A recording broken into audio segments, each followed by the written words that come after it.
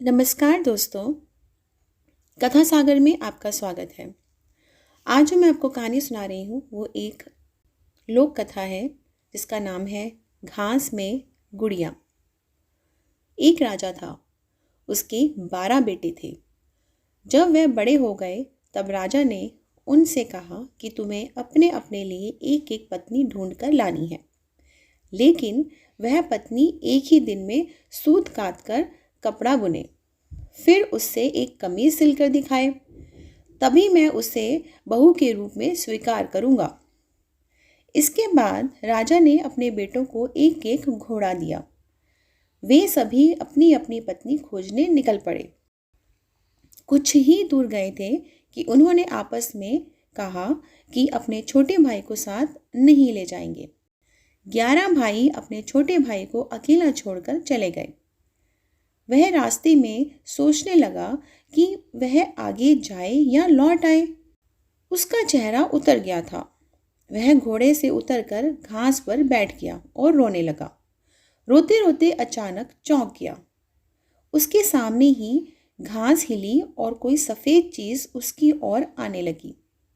जब वह चीज़ राजकुमार के पास आई तो उसे एक नन्ही सी लड़की दिखाई दी। उसने कहा, मैं छोटी सी गुड़िया हूँ, यहाँ घास पर ही रहती हूँ। तुम यहाँ क्यों आए हो?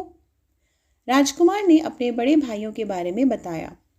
उसने अपने पिता की शर्त के बारे में भी बताया। फिर उसने गुड़िया से पूछा, क्या तुम एक दिन में सूत काट कर कपड़ा बुनकर एक कमीज सिल सकती हो? अगर यह कर दोगी तो मैं तुमसे शादी कर लूँगा। मैं अपने भाइयों के दुर्व्यवहारों के कारण आगे नहीं जाना चाहता। गुड़िया ने हाँ कर दी। तुरंत ही उसने सूत काटा, कपड़ा बुना और एक छोटी सी कमीज लेकर महल की ओर चल पड़ा। जब वह महल में पहुंचा तो उसे शर्म आ रही थी क्योंकि कमीज बहुत छोटी थी। फिर भी राजा ने उसे विवाह करने की अनुमति दे दी। राजकुमार गुड़िया को लेने चल पड़ा। जब वह घास पर बैठी गुड़िया के पास पहुंचा तो उसने गुड़िया से घोड़े पर बैठने को कहा। गुड़िया ने कहा, मैं तो अपने 2 चूहों के पीछे चांदी की चम्मच बांधकर उसमें बैठकर जाऊंगी। राजकुमार ने उसका कहना मान लिया। राजकुमार घोड़े पर सवार हो गया।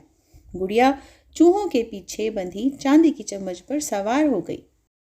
राजकुमार सड़क के एक ओर चलने लगा क्योंकि उसे डर था कि कहीं उसके घोड़े का पांव गुड़िया के ऊपर ना पड़ जाए। गुड़िया सड़क के जिस ओर चल रही थी उस ओर एक नदी बह रही थी। अचानक गुड़िया नदी में गिर गई, लेकिन जब वह नदी के अंदर से ऊपर आई तो राजकुमार के समान बड़ी हो गई थी। राजकुमार बहुत प्रसन्न हुआ। राजकुमार महल में पहुंचा तो उसके सभी बड़े भाई अपनी अपनी होने वाली पत्नियों के साथ वहां आ चुके थे, लेकिन उसके भाइयों की पत्नियों का ना व्यवहार अच्छा था, ना ही वह सुंदर थी। जब उन्होंने अपने भाई की सुंदर पत्नी को देखा तो वह सभी जल भुन गए। राजा को पता चला कि बड़े पुत्रों ने छोटे राजकुमार के साथ दुर्व्यवहार किया है, तो उसने बड़े बेटों की खूब निंदा की। फिर छोटे बेटे को गद्दी सौंप दी। छोटे राजकुमार का विवाह गुड़िया के साथ धूमधाम से हुआ।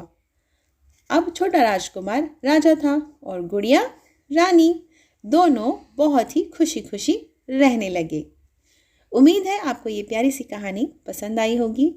यदि आपको मेरी ये कोशिश पसंद आई है तो प्लीज़ चैनल को सब्सक्राइब करें, लाइक करें, शेयर करें, कमेंट करें और हाँ, बेल बटन दबाना ना भूलें न्यू अपडेट के लिए। Thank you so much. Bye bye.